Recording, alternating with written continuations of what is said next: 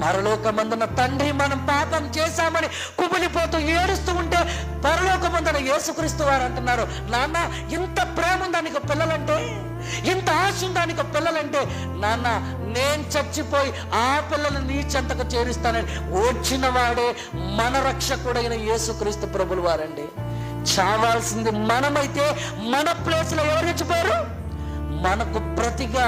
ఆ మాట అదే వ్రాయబడి చూడండి, అనేకులకు ప్రతిగా నువ్వు చావాలి, నేను చావాలి, మనమందరం చావాల్సింది పోయి ఆయన చావడానికి సిద్ధపడ్డాడు. చూడండి ఎంత గొప్ప త్యాగం అండి ఆయన చేశాడు. చావడానికి సిద్ధపడ్డాడు. నేరం చేసింది నువ్వు నేనైతే ఆ నేరాన్ని తన మీద వేసుకున్నాడండి. దేవుని పిల్లారా, తన్ను తాను కాపాడుకోలేని అభాగ్యుడు కాదు, మన కొరకు ఆలోచించడానికి వచ్చాడండి, మన కొరకు రక్షించడానికి, మన కాపాడడానికి వచ్చాడండి. ఎన్ని బాధలు, ఎన్ని అవమానాలు, ఎన్ని హింసలు, అవమానాన్నైనా సహించాడో ఒక్కసారి మీరు ఆలోచించండి. తమ్ముళ్ళుగా మనల్ని కాపాడడానికి ఆ మరణ కంబిని ఆయన ఎక్కాడండి. సహోదరులుగా మన కొరకు ప్రాణం పెట్టడానికి నేనున్నానని ఒప్పుకున్నాడండి. ఎంత గొప్ప త్యాగం చేసి ఆయన బలిదానం అయిపోయాడండి, దానం చేయబడ్డాడు ఆయన.